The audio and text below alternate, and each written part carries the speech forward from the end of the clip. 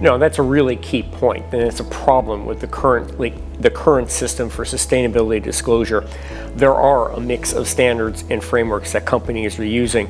So the research that we do, we call it the state of play in sustainability disclosure and assurance, looks at 1,400 of the largest stock exchange listed companies across the G20 countries plus Singapore and Hong Kong. So it gives us a global perspective on what's going on.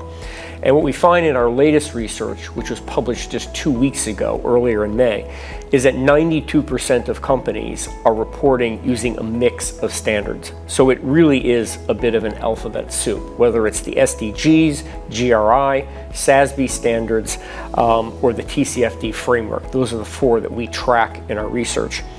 You can't get consistent, comparable, reliable, decision-useful information if companies are using a mix of standards and frameworks. So we hope that our research brings this issue, to everyone's attention, and it helps demonstrate the argument for how we need a global, harmonized system for this kind of new information.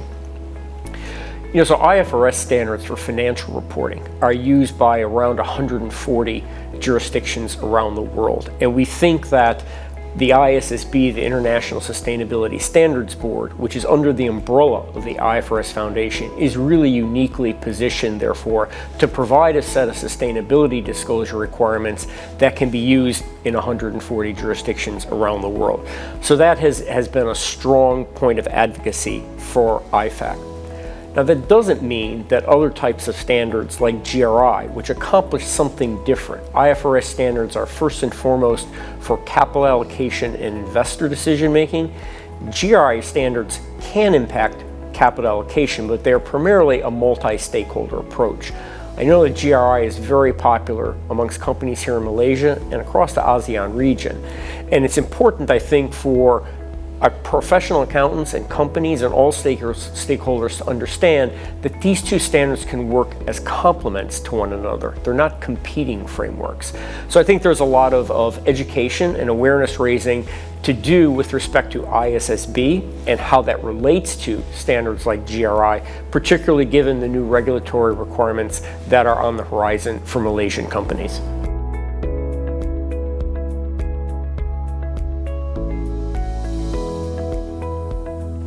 So I was in a conference 2 weeks ago in New York, and data was in the title of that conference. And you strip away all of the politics that can sometimes creep into the conversation about this sustainable disclosure, it does come down to good information and good data.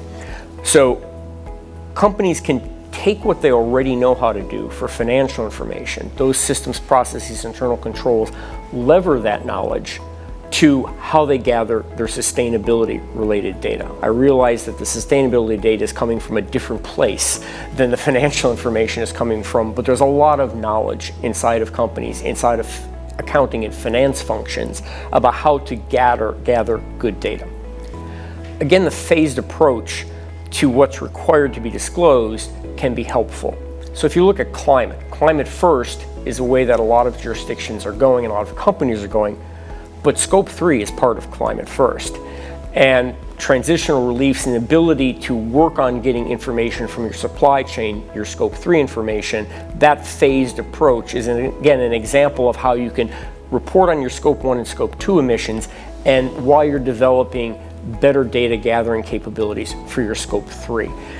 And investors, I think, are demanding high quality information, but I think they're also realistic about the challenges of information like Scope 3 information. They'd rather see some high quality information than just erroneous information, right up front.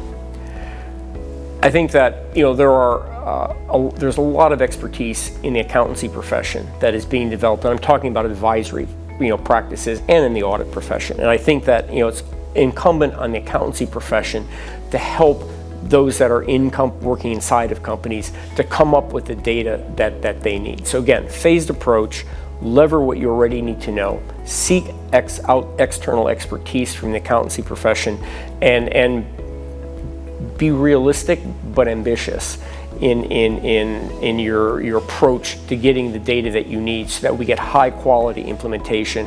And once we do it the first time, the first year reporting, I think it's incumbent upon companies, in particular boards, that set the tone at the top to keep raising that bar.